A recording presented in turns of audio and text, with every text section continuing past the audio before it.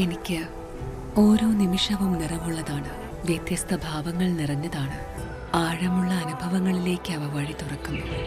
ആസ്വദിക്കൂ തന്മയി ഭാവത്തിൽ. തന്മയി ജ്വല്ലറി, നിലമ്പൂർ. മുൻ ഭാര്യ സഹോദരിയെയും സഹോദരനെയും വെട്ടിപ്പരിക്കേൽപ്പിച്ച കേസിലെ പ്രതിയെ കോടതിയിൽ ഹാജരാക്കി റിമാൻഡ് ചെയ്തു. എടപ്പറ്റ പാതിരിക്കോട് അമ്പാഴപ്പറമ്പിലെ എടക്കള്ളിപ്പറമ്പൻ കേശവനെയാണ് മേലാറ്റൂർ പോലീസിന്റെ നേതൃത്വത്തിൽ വെള്ളിയാഴ്ച ഉച്ചകഴിഞ്ഞ് പെരിന്തൽമണ്ണ കോടതിയിൽ ഹാജരാക്കി റിമാൻഡ് ചെയ്തത്.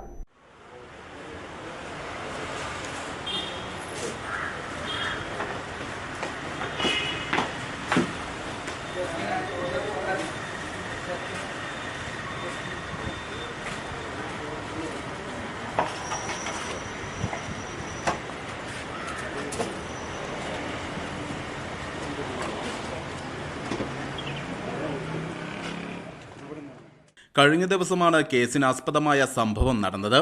രണ്ടാം ഭാര്യയുടെ വിവാഹമോചനം സംബന്ധിച്ചുള്ള പ്രശ്നങ്ങളാണ് രണ്ടുപേരെ വെട്ടി പരിക്കേൽപ്പിച്ച സംഭവത്തിലേക്ക് എത്തിച്ചത്. വിവാഹമോചനം സംബന്ധിച്ചുള്ള വിരോധമാണ് ഭാര്യ സഹോദരി എടപ്പറ്റ വെള്ളിയഞ്ചേരി സ്വദേശിനിയും റിട്ടയർഡ് അധ്യാപികയായ പാങ്ങിൽ അംബിക, സഹോദരൻ മോഹൻദാസ് എന്നിവരെ ആക്രമിക്കാൻ കാരണം.